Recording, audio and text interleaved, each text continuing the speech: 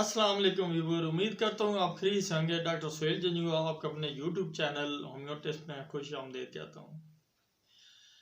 आज मैं जिस बीमारी के बारे में आपको बताने जा रहा हूँ इसकी पूरी एक हिस्ट्री है। वो इसके 3 पार्ट्स हैं। आज पहला पार्ट्स आपको बताने जा रहा हूँ, फिर उसका दूसरा पार्ट होगा और फिर तीसरा पार्ट होगा। ये बड़ा डॉक्टर्स के लिए जो होम्योपैथ हैं और मेडिकल और जो दायमी बीमारियों के मरीज हैं उनके लिए ज़बरदस्त मैं आपको मालूमात देने जा रहा हूँ। एक एक लफ्ज़ इसका कीमती है। बड़ी मेहनत के बाद ये मैंने आप तक पहुँचाने का तैयार किया है। तो इस बीमारी का नाम है जी सिफिलिस।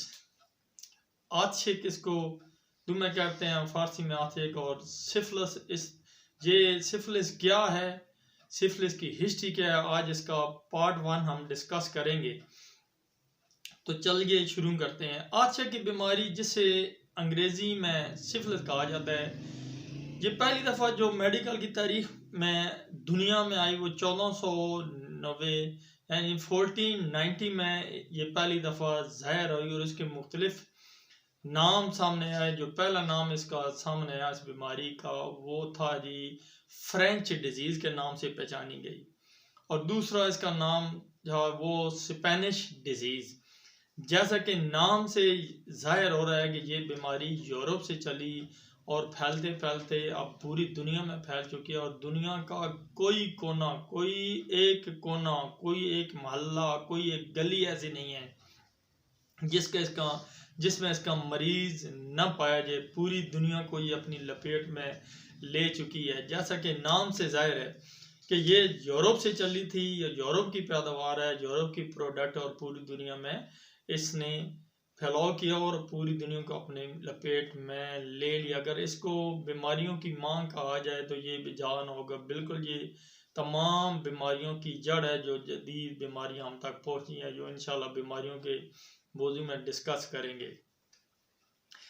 ये इसका फैलाव क्या है कि ये एक जिनसी बीमारी है। जिनसी बेरा रवि की वजह से ये फैली है। बिल्कुल 100% इसका तल्लुक जिनसी बेरा रवि के साथ है। ये जो विक्टिम है मर्द है तो मर्द से औरत में मुंतकिल होती है, औरत को है तो औरत से मर्द में मुंतकिल होती है। ये फैलाव का सबसे बड़ा जरिया है दुनिया में। फैलाव का ये सबसे बड़े जरिया है। अगर वालदैन हैं, जब माँ विक्टिम है या बाप, तो दोनों में से जो औलाद पैदा होगी वो अपने वालदैन की बीमारियां लेके बच्चा पैदा होगा। ये इस तरह फैलती है। ये इसके फैलाव का जो सबसे बड़ा जरिया है वो फाशी के अड्डे और अयाश लोग हैं। पूरी दुनिया में फैलाव का सबब भी बने हैं और फैला भी रहे हैं। अगर जोड़े हैं, शादीशुदा हैं, तो उनसे आने वाले बच्चे जो हैं वो इसका विक्टिम हो गए। और अगर आपने अक्सर सुना होगा कि ये हमारी ख़ानदानी बीमारी है। जिसके साथ ख़ानदानी लगता है, कोई डिस्कस करता है कि ये हार्ट अटैक हमारा ख़ानदानी है, दमा हमारा ख़ानदानी है, फ़लाँ बीमारी हमारे ख़ानदानी है, तो उस ख़ानदानी के पीछे सिफिलिस है। उस बीमारी की बीमार फैमिलियों को जो किया है वो कारस्तानी सिफिलिस की है और पूरी दुनिया में ये फैल चुकी है।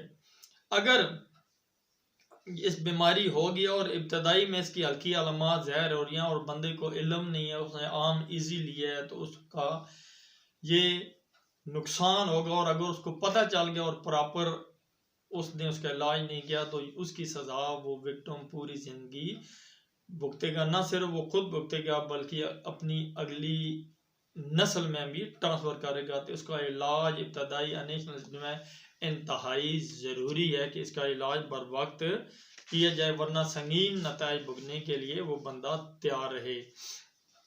दुनिया भर में इस बीमारी के फैलाने में जो सबसे बड़ा हाथ है वो जो जादरान थे, बहरी ताजर वगैरह थे। जब यूरोप ने सनती तरक्की की, उन्होंने अपनी प्रोडक्ट को पूरी दुनिया में फैलाना शुरू किया और उनको खाम माल की ज़रूरत की और उनके बहरी जहाज़ पूरी दुनिया में फैले तिजारत के लिए। तो ताजर और जहाज़रान जो उसमें थे, कई महीने के सफ़र के बाद, कई माह के सफ़र के बाद जब वो बहरी अड्डों पे उतरते तो उनका रुख सीधा कैबा खानों में, फाशी के अड्डों में, रेड स्ट्रीट, रेड एरिया में होता। तो वो पूरी दुनिया में इस बीमारी को फैलाने का सबसे बड़ा सबब बने।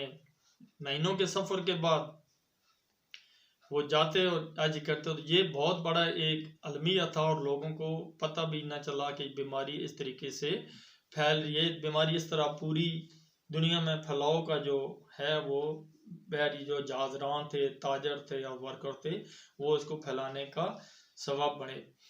जब ये बीमारी पर ज़हीर में आई तो पहले पहले इसका बिल्कुल पता ना चला कि ये क्यों फैल रही है और इसके क्या वजूहत हैं। तो अवाइल में जो मकामी हुक्मा और वेद थे उसने में इतना पता चला कि ये कोई जिनसी बीमारी है और इसका फैलाव हो रहा है, ये बिल्कुल उनके लिए नई थी। तो तहकीक के बाद पता चला कि इसको फैलाने में अंग्रेज़ों का और यूरोप के ताजरों का बड़ा किरदार है। तो इसको जो नाम दिया गया इस बीमारी को, उसको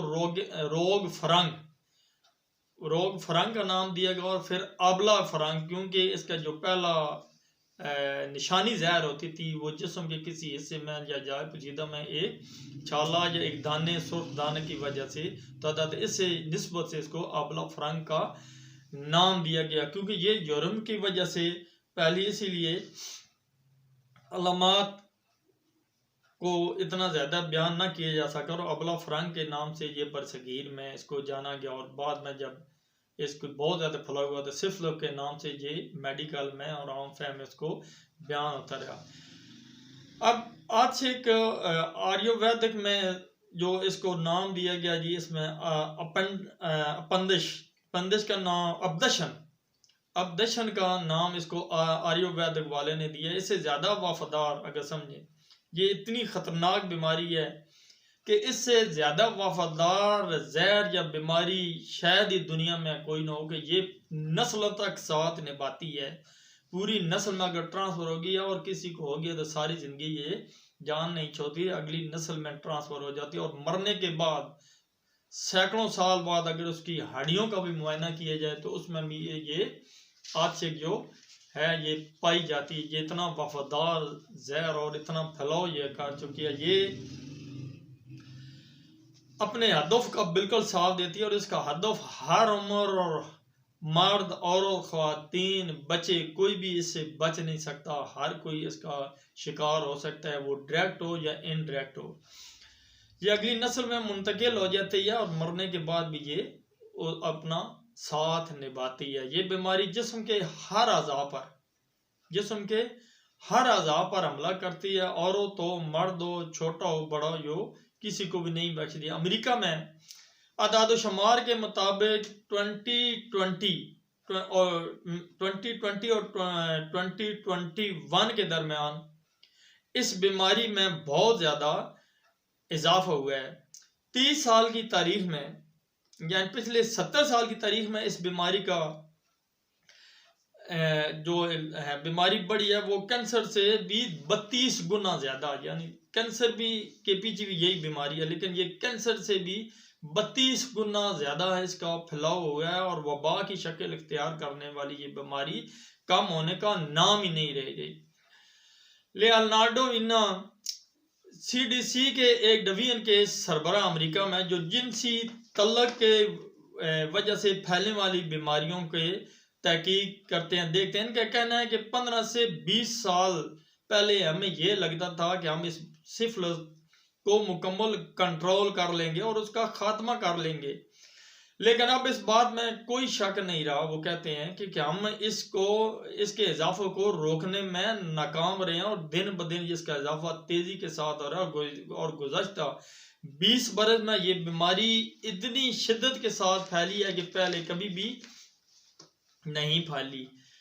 इसके अलावा आलमी इदारा सेहत के मुताबिक 2002 में दुनिया भर में सिफिलिस के केसेस की तादाद 1918 के बाद सबसे ज़्यादा बुलंद सतह पर पहुंचे हैं। यानी इन 12-14 सालों में इसका बहुत ज़्यादा इजाफा हुआ। ये वर्ल्ड हेल्थ ऑर्गेनाइजेशन की रिपोर्ट है।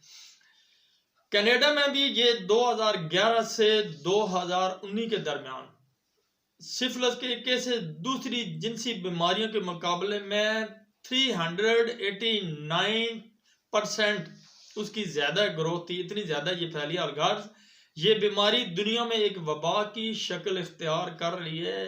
ये थी आशिक सिफिलिस, जो एक बहुत बड़ी बीमारी की सूरत में एक हिस्ट्री में हमारी आ रही है। ये इसका पार्ट 1 मैंने आपको बयान कर दिया है। दूसरा जो हमारा अगला पार्ट आएगा वो इसकी वजूहात और इसकी अलामात पर होगा। इसके फलों की जो बहुत सी और वजूहात हैं वो हम डिस्कस करेंगे अगले पार्ट 2 में इंशाल्लाह। वो जल्द सुनेंगे, आपने सुनना है और आपने अपनी फैमिलियों को बचाना है। इससे अवेयरनेस बहुत ज़्यादा ज़रूरी है। घरों के घर इसमें मुब्तला हैं और इसका बचाव ही सबसे बड़ा ज़रिया, और इसका ज़हर होने पर ही इस पर मुकम्मल इलाज ही इसका बहुत सा ज़रिया है। वीडियो पसंद आए तो इसको लाइक करें, अपने दोस्तों को शेयर करें और मेरे चैनल को सब्सक्राइब कर लें और बेल आइकन को दबा दें ताकि ये मालूमात मेडिकल के बारे में आपको बर वक्त मिलती रहें। तो अगले प्रोग्राम तक मैं आपसे इजाज़त चाहता हूँ। अल्लाह हाफिज़।